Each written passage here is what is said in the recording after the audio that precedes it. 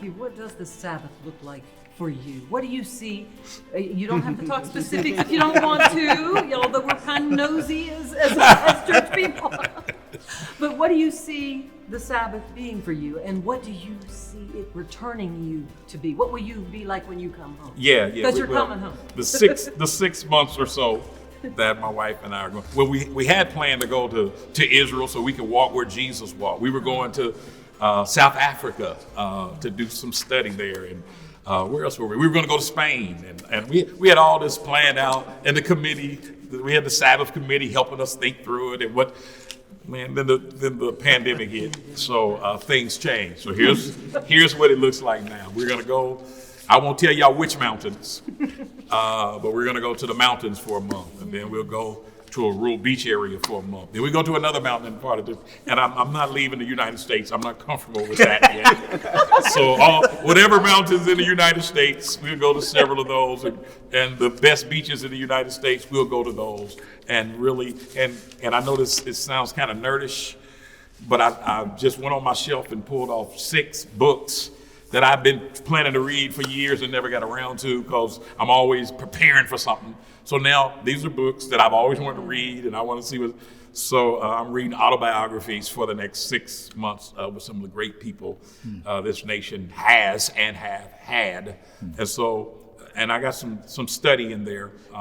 Everything is going to be online. I don't think I'm going to show up anywhere at the study, even though I've been vaccinated. I trust y'all. We've all been vaccinated. I trust to sit here with them. I don't trust everybody. That's a good point. So, and the protocols we have in place here at our church. But I got a couple of things that I'm looking forward to studying, including preaching, as I continue to try to grow. So, and then whatever else my wife wants to do. She'll keep you busy. Whatever, because she loves to like go to the plays in New York, Broadway shows. So we had all that planned, and so we gotta figure. I'm sure we're gonna find some live outdoor music somewhere in the mountains. Yeah, we'll figure out something open there. So yeah. And I was gonna run a marathon, but I don't know if I trust running next to 2 people. But I'll figure out some kind of physical exercise. I know it's just sort of ironic in some way that when you finally say yes, to a pandemic, there are obstacles that you will overcome. Yeah. But God probably knew I needed real rest. Absolutely. Versus what I was going to be doing. So yeah. Absolutely, because you guys have been doing so much. Even during the pandemic, you've been so busy. You've had to step up at a whole different level over these years. And I just wanted to quickly read something, and we'll do a few more questions here. But I worked in television news, so I know what it's like to be 24/7 on call. You never know, especially as a news anchor. When I was in Dallas, a big market, I didn't have a life. And that's what you hear so much about pastors as well sometimes. And I looked this up, and I hope I get this right, that there are roughly, got my notes out of here, out of whack, but Lifeway research showed that 84% of black pastors said they feel they must be on call 24 hours a day. 54% found being a pastor frequently overwhelming, and nearly half, 50%, say the demands were often more than they could handle. And it's almost like you still don't see many black pastors doing this. Talk about the importance of doing it, and you doing it even 30 years, because it does impact your health, mental health, your physical health, and all of that. Yeah, and your family's health. And your family's health. Yeah, and your family worries about you. And it's hard too.